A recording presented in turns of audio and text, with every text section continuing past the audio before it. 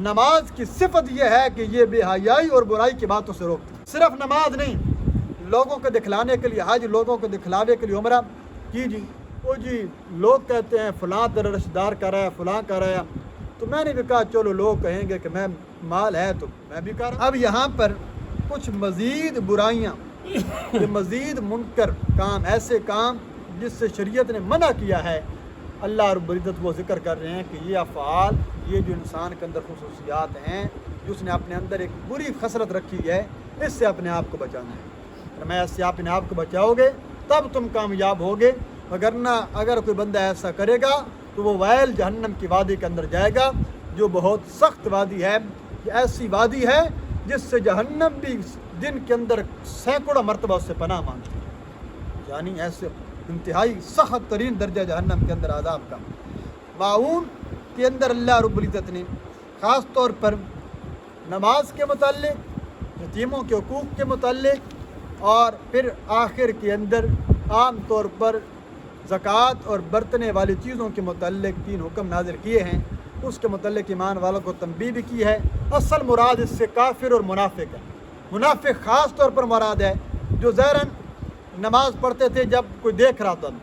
یہ صحابہ کہیں گے کہ نماز بھی پڑھ رہا ہے، یہ نفاق کا فتح ہو۔ اسی لیے تو میں نے کہا نا، حضور صلی اللہ علیہ وسلم کا ارشاد گرامی ہے کہ فرق کرنے والی چیز، الفرق بین المسلم والکافر الصلاۃ، نماز کافر اور مسلمان میں فرق کر دیا کرتی تھی۔ منافق ڈر کر پڑھتے تھے، اگر نماز نہ پڑھی اذان مل گئی تو فوراً فتویٰ لگ جائے گا کہ یہ تو منافق ہے، نماز نہیں پڑھ رہا، دیکھنے کی وجہ سے پڑھتا تھا، وہ بھی ڈر کی وجہ سے پڑھا کرتے تھے۔ یہ فرق، یہ علامت تھی نماز۔ بھائی نماز پہلی صف میں پڑھنے والا مسجد بھر گئی ہے، نماز مومن بندہ وہ تو آ گیا، جو نہیں آیا وہ یا تو منافق ہے یا فرمایا کہ وہ نماز کے اوپر ایمان نہیں رکھتا۔ لیکن آج دیکھیے سب کچھ ہے، ایمان بھی رکھتا ہے، کلمہ گو بھی ہے، عشق کے دعوے بھی ہیں، لیکن نماز کا اذان سب کچھ سب سے جدا پھرا ہے۔ تو یہ فرق کر رہی ہے۔ عملی منافق تو بن چکا ہے، لیکن عقیدتاً منافق اگرچہ وہ نہیں ہوگا، لیکن وہ علامات اس کے اندر ضرور ظاہر ہو رہی ہیں۔ اب دیکھیے سورت کے اندر زجر ہے، پہلی صفت کے اندر ہی، پہلی آیت کے اندر اللہ نے زجر بیان کی۔ فرمایا ارأیت الذی یکذب بالدین، بھلا دیکھا ہے آپ نے اس شخص کو، یکذب بالدین، جو جھٹلاتا ہے بالدین، جزا سزا کو۔ ارأیت کا مطلب ہوتا ہے کیا آپ نے دیکھا ہے، بھلا دیکھا ہے الذی، اس بندے کو، یکذب، کذب یکذب تکذیب سے ہے، کذب کہتے ہیں جھوٹ کو، جو جھٹلاتا ہے بالدین، بدلے کے دن کو، جزا سزا کے دن کو۔ فذالک الذی یدع الیتیم، پس یہی تو ہے وہ شخص، الذی جو یدع الیتیم، دھکے دیتا ہے یتیم کو۔ یہ دوسری خصلت اس کی، دوسری برائی اللہ نے بیان کی ہے۔ یتیم کو دھکے دیتا ہے، بدلے کے دن کا انکار کرتا ہے۔ پہلی آیت تو خاص ہو گئی ایسے لوگوں کے لیے جو قیامت کا انکار کرتے ہیں، جزا سزا کا منکر ہے۔ میں نے پیچھے بھی کئی مرتبہ بتلایا، ایک تو وہ ہے جو جزا سزا کا منقادہ منکر ہے، وہ تو کافر ہو گیا نا، اس کا تو بات ہی ختم ہو۔ ایک وہ بندہ ہے جو ہمارے جیسے مسلمان ہے، مانتا ہے قیامت آئے گی، عذاب سزا ہوگا، جزا سزا ہونی ہے، انکار نہیں کر رہا، وہی میں نے بتایا عملی منافق، لیکن عملاً یوں ظاہر کر رہا ہے گویا کہ اس کا ایمان ہی نہیں ہے کہ آخرت کے اوپر۔ کیسے؟ عقیدہ آخرت اصل میں یہ مومن بندے کے لیے احتساب کا ایک دروازہ ہے۔ جیسے سوچے گا نا کہ میں نے اللہ کے سامنے کھڑا ہونا ہے، فوراً گناہ سے روکے گا، فوراً اعلانیہ گناہ ترک کر دے گا۔ بھائی کل قیامت کے دن میں اللہ کا سامنا کیسے کروں گا؟ گویا عملاً طور پر یہ کیا ہے، قیامت کے دن کو جھٹلا رہا ہے، حالانکہ اسے پتہ ہے کہ میں نے کل قیامت کے دن اللہ کو حساب دینا ہے۔ تو فرمایا کہ ایسا کوئی عمل نہ کرو کہ جس میں کل اللہ کے سامنے تمہیں شرمندہ ہونا پڑے، عملاً بھی نہ بلاؤ۔ اس لیے فرمایا، آپ صلی اللہ علیہ وسلم نے فرمایا، میں نے تمہیں قبروں کی زیارت سے روک دیا تھا، اب فزوروہا، اب تم قبروں کی زیارت کر لیا کرو۔ کیوں؟ فإنہا تذکر الآخرہ، کہ یہ آخرت کی یاد دلاتی ہے۔ وہاں پر جا کر اور کیا کرنا ہے؟ کوئی باتیں تھوڑی کرنی ہوتی ہیں، وہاں کوئی دنیاوی باتیں تو نہیں کرنی، وہاں مقصود اصالِ ثواب تو یہاں سے بھی پہنچ رہا ہے، وہاں جانے کا مقصد کیا ہے؟ قبرستان جانے کا مقصد سب سے بڑا یہ ہے جو حدیث پاک کے اندر آیا کہ وہاں پر جائے گا، دیکھے گا وہ ساری دنیا بڑے بڑے لوگ جو دعوے کیا کرتے تھے وہ سب جہاں آ گئے، تو کل میں نے بھی یہاں آنا ہے، تو اپنی موت کی فکر پیدا ہوگی، صالح ثواب بھی کرے گا۔ اس لیے فرمایا کہ آخرت کو یاد رکھنا چاہیے۔ نمبر 2، ویسے تو عام حکم ہے لیکن خاص طور پر یہ ابو جہل کے بارے میں بھی ہے کہ یہ یتیموں کے پاس چلا جاتا، ان کے مال کھا جاتا، کوئی بندہ مرنے لگتا نا، اس سے کہتا کہ یہ اپنے تیرے بچوں کے پیچھے والی کون بنے گا، یہ سارا کچھ میرے حوالے کر دے، میں ان کو جو ہے نا مال بھی دوں گا، میں شہر کا سردار بھی ہوں۔ وہ اس بیچارے پر وہ سمجھتا کہ شاید یہ بڑا سردار ہے، وہ اس کے حوالے کر دیتا۔ بعد میں جب یتیم مسکین آتے تو دھکے دیتا، انہیں کہتا کہ نہ انہیں کھانا نہیں کھلانا، نہ خود کھلاتا نہ لوگوں کو کھلانے کی ترغیب دیتا، دھکے دیا کرتا تھا۔ یہ ابو جہل کی صفت ہے، یہ اس کافر کی صفت ہے جو یتیموں کے ساتھ ایسا سلوک کرتا ہے۔ میرے نبی اکرم صلی اللہ علیہ وسلم نے تو فرمایا جس نے یتیم بچے کے سر کے اوپر شفقت کا ہاتھ رکھا، فرمایا اس کا وہ اور میں یتیم کی پرورش کرنے والا کل قیامت کے دن یوں جنت کے اندر ساتھ ہوں گے جو یتیم کی پرورش کرتا ہے۔ سر کے اوپر ہاتھ رکھنے سے یہ مراد نہیں کہ بچے کے سر پر ہاتھ رکھنا آپ نے چھوڑ جا جو مرضی کر، مراد یہ ہے اس کی دیکھ بھال کرنا، اس کی جو معاملات ہیں، اگر پریشانی بنی ہے والد کی فوت ہونے کی وجہ سے، چچا ہے، رشتہ دار ہے، کوئی محلے دار ہے، تو ان کی معاونت کرتا رہے یتیموں کے ساتھ۔ یہ اچھا سلوک کرے گا، بیٹوں کی طرح اپنی اولاد کی طرح ان کی تربیت کرے گا، اور میں کل قیامت کے دن اللہ کے نبی کے ساتھ فرمایا جنت کے اندر اس کا محل اور مقام ہوگا۔ یہ بہت بڑی صفت ہے، اس لیے فرمایا یہ ابو جہل کا کام تھا، کیا کرتا، دھکے دیتا تھا یتیم کو۔ تیسری، وَلَا يَحُضُّ عَلَىٰ طَعَامِ الْمِسْكِينِ، اور نہیں ترغیب دیتا تھا، نہیں ابھارتا تھا دوسروں کو عَلَىٰ طَعَامِ الْمِسْكِينِ، مسکین کے کھانا کھلانے پر، یعنی ایسا سنگ دل بندہ نہ تو خود کبھی یتیم اور مسکین کو کھانا کھلایا اور نہ ہی لوگوں کو ترغیب دیتا تھا۔ اس سے کیا مسئلہ ثابت ہوا کہ اگر آپ کو اللہ نے مال دیا، اگر آپ کو اللہ نے توفیق دی ہے تو خود کریں، اگر آپ خود نہیں کر سکتے تو فرمایا دوسری صورت یہ ہے کہ آپ کسی ایسے بندے کو جانتے ہیں جسے اللہ نے مال عطا کیا ہے، جو لوگوں کے اوپر مال خرچ کرتا ہے، آپ اس کو ترغیب دیں، آپ اس کو اس بات پر ابھاریں کہ بھائی فلاں یتیم، فلاں بیوہ بیٹھی ہے محلے میں، فلاں یتیم مسکین بچے ہیں، آپ ان کو کھانا کھلایا کریں، ماہانہ راشن دے دیا کریں۔ میں نے بتایا اخلاص کے اندر بڑی برکت ہے، چھپ کر دیں، بہت ساری صورتیں ہیں، آپ ان کو راشن پہنچا دیں، آپ ان کے دکاندار سے کہہ دیں کہ بھائی ان کو آپ جب بھی یہ سامان لینے آئے دے دیا کریں، میں مہینے کے آخر میں تمہیں حساب دے دیا کروں گا۔ کوئی بھی صورت بنائیں جس سے اس کی مدد ہو سکتی ہے، خود کریں، کسی کو ترغیب دیں، تو یہ مومن بندے کا کام ہوتا ہے۔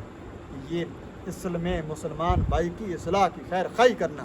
اس لیے فرمایا کہ پڑوسی کا حقوق میں سے یہ ہے، اگر کسی پڑوسی تمہارا بھوکا سو رہا ہے اور تم خود پیٹ بھر کر سو رہے ہو، فرمایا کل قیامت کے دن اس کے بارے میں اللہ پوچھ کریں گے کہ تمہیں پتہ ہی نہیں چلا کہ پڑوسیوں کے اوپر یہ مصیبت آئی رہی۔ تو اس لیے فرمایا اس کی خوشی غمی کے اندر شریک ہونا، اس کے بارے میں یہ پتہ کرتے رہنا، اس کے حالات کے بارے میں خبر رکھنا، اگر اس کے بعد کوئی تنگی ہے، پریشانی ہے تو فرمایا خود کر سکے خود کرے، وگرنہ اس کی مدد کرتا رہے۔ ایسا نہ کرے اس سخت دل بندے کی طرح جو لوگوں کو یتیم کے کھانے کے کھلانے پر ترغیب بھی نہیں دیتا۔ اگلا حکم، یہ الگ مضمون، فویل للمصلین، ہلاکت ہے نماز پڑھنے والوں کے لیے۔ اب نماز پڑھنے والوں کے لیے آج تک ہمیشہ آپ نے فائدے اور جنت کی نعمتیں سنی ہیں، لیکن یہاں کیا آ رہا ہے؟ فرمایا ہلاکت ہے، بربادی ہو للمصلین، نماز پڑھنے والوں کے لیے۔ اگلی صفت سنیے، کون سے نمازی؟ الذین هم عن صلاتهم ساہون، وہ لوگ جو اپنی نمازوں سے بے خبر ہیں، غافل ہیں۔ اب اس کی تفسیر کے اندر علماء کے بڑے اقوال ہیں۔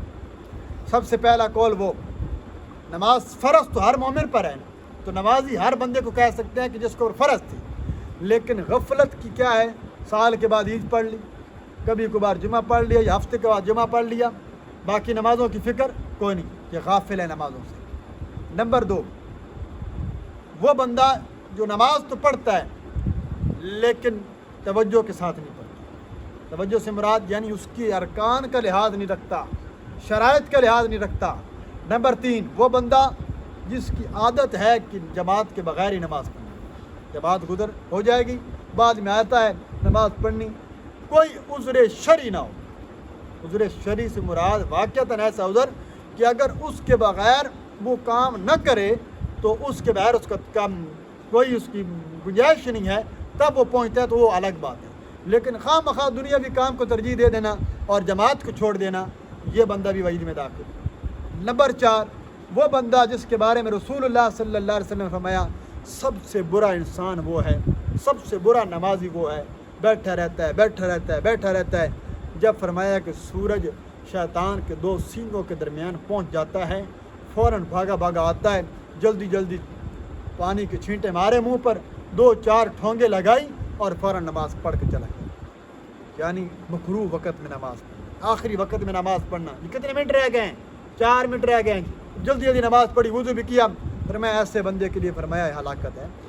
तो नमाज पढ़ना अल्लाह तौफीक दे, सबसे अफजल है कि जमात तकबीर औला से पढ़े, कोशिश करें तकबीर औला से नमाज़ पढ़ेंगे बहुत ज़्यादा सवाब है, उसकी रूहानियत इंशाअल्लाह आपको नज़र आएगी। इसलिए तो हज़रत उमर रज़ी अल्लाह तआला अन्हु के दौर में उस बंदे ने औरत का रास्ता रोका करता था ना, उस औरत ने कहा कि मैं तेरी ख्वाहिश को पूरा करूँगी, मैं तुझसे बात कर लूँगी यानी तो, लेकिन मेरी एक शर्त है कि तू 40 दिन तक अमीरुल मोमिनीन के पीछे जमात के साथ तकबीर उला के साथ नमाज़ पढ़। उसने कहा कोई हरज नहीं, अमीरुल मोमिनीन के पीछे हज़रत उमर के पीछे आता, नमाज़ पढ़ता चला जाता। अब देर में तो वक्त वही था कि उस औरत की बात को पूरा कर रहा हूँ। लेकिन जब 40 दिन मुकम्मल हुए तो उस औरत ने पूछा हाँ अब बता। उसने कहा अब मेरे दिल के अंदर वो सारी बातें चली गई, नमाज की बरकत से अल्लाह ने मेरा दिल सब चीज़ों से ख़त्म कर दिया। क्यों? इन्ना सलात तन्हा अनिल फहशाई वल मुनकर, नमाज की सिफत यह है कि ये बेहयाई और बुराई की बातों से रोकती है। शादीशुदा खातून थी, घर में आई, अपने खामद को वाक़या ज़िक्र किया। खामद हज़रत अमीरुल मोमिनीन हज़रत उमर रज़ी अल्लाह तआला अन्हु के पास आया, ये वाक़या इस तरह ज़िक्र किया। हज़रत उमर की आंखों में आंसू आ गए, रोने लगे। फिर मैं अल्लाह का कुरान सच कहता है, जब बंदे सच्चे दिल से नमाज़ पढ़ता है उसको बेहयाई के कामों से नमाज रोक दिया। तो नमाज अगर अच्छे तरीके से पढ़ी जाए तो गोया कि हमारी नमाज में तो कमी हो सकती है, लेकिन कुरान कभी झूठ नहीं बोल सकता, अल्लाह के नबी का फरमान कभी झूठा नहीं हो सकता। इसलिए फरमाया अपनी नमाज़ों के साथ तवज्जो के साथ, यानी उसके हुकूक अदा करते हुए, यानी शराइत का वाजिबात का ख्याल करते हुए मज़ीद सुनन और आदाब का ख्याल करेंगे, उतना ज़्यादा तवज्जो करेंगे। तो फरमाया ऐसे लोगों के लिए वगरना खुशखबरी होगी, वगरना नमाज उनके हक़ में बर्बाद बन जाएगी। अल्लज़ीना हुम युराऊन, चौथा हिस्सा, असल वजह यह है कि वो लोग अपनी नमाज़ों को दिखलावा करते हैं। हम युराऊन, दिखला कर नमाज़ पढ़ने वाले हैं, अपने कामों में दिखलावा करने वाले हैं। ये वही काम आ जाएगा जो मैंने बार बार जिक्र किया, अमल की कबूलियत की तीसरी शर्त इखलास हो। लोगों को दिखलाने के लिए सिर्फ नमाज नहीं, लोगों को दिखलाने के लिए हज, लोगों को दिखलावे के लिए उम्रा कीजिए। ओ जी लोग कहते हैं फ़लाँ तेरा रिश्तेदार कर रहा है, फ़लाँ कर रहा है, तो मैंने भी कहा चलो लोग कहेंगे कि मैं माल है तो मैं भी कर रहा हूँ, नीयत क्या है? लोग कहेंगे भाई चलो उम्रा कर रहा है, पैसा है। लोग कहेंगे कि हज करने गया, बड़ा हाजी बन गया है इसलिए हज कर रहा हूँ। अमल वो हो जो अल्लाह की रज़ा के लिए, नमाज पढ़ रहे हैं, सदका दे रहे हैं, ज़कात दे रहे हैं, हज कर रहे हैं, कोई भी आप नेकी का काम करने लगे अपनी नीयत को खालिस किया करें। नीयत खालिस होगी तो अमल तब कबूल होगा।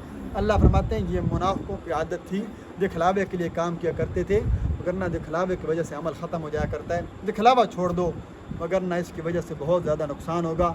इंसान सारी ज़िंदगी नेकियां करता आया लेकिन अल्लाह की रज़ा के लिए न किया। हज़रत ये वही हदीस है जिसको बयान करते करते हज़रत अबू हुरैरा 3 मरतबे होश हुए थे।